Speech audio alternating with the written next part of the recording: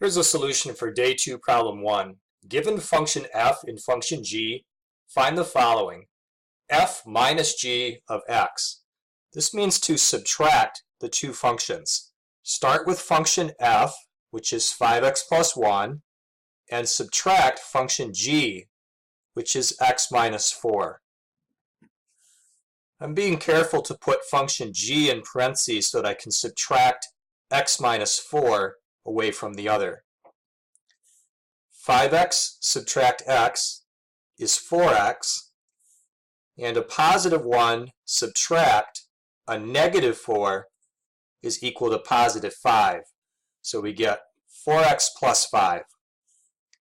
Question B, f times g of x. This means to multiply together the 5x plus 1, which is function f, and the x minus 4, which is function g.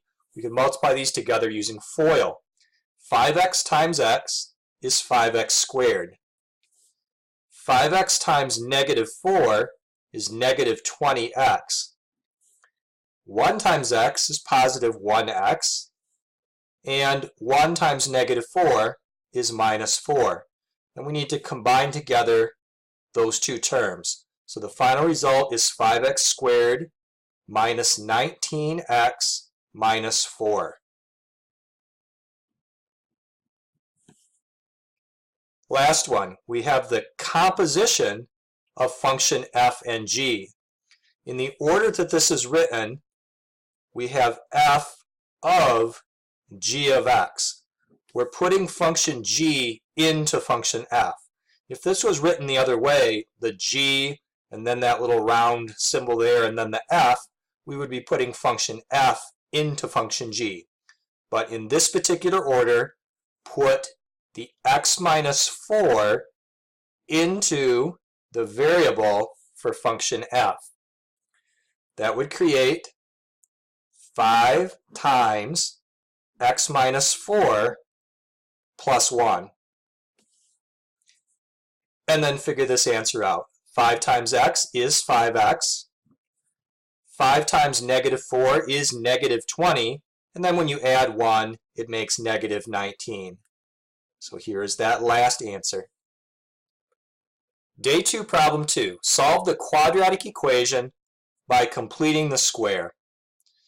To complete the square, we need the trinomial to be a perfect square trinomial. And right now it's not. So let's make it be a perfect square trinomial.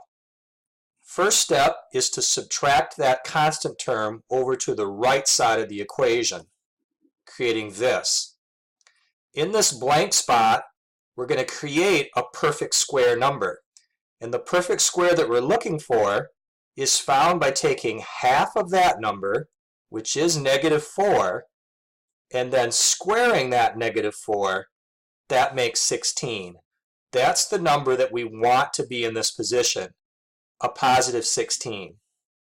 If you add 16 to the left side of an equation, just make sure you add 16 to the right side to compensate. This trinomial, unlike the original trinomial, is a perfect square trinomial, and so it will factor into a binomial squared pattern. This is going to be x, and this is going to be 4, and because the center term is negative, this is going to be a minus in the middle. If we were to expand this out using FOIL, that would make x squared minus 8x plus 16. The right side of the equation is negative 2 plus 16, which is 14. The reason for doing all of this is to create this situation here where we can now take the square root to get rid of that exponent. So if we take the square root of the left side of the equation, it makes x minus 4. On the right side, let's take the positive and negative square root of 14. Final step is to add the 4 to both sides to get the x alone. And we have 4 plus or minus the square root of 14. So here are both answers for x written together by using the plus minus symbol.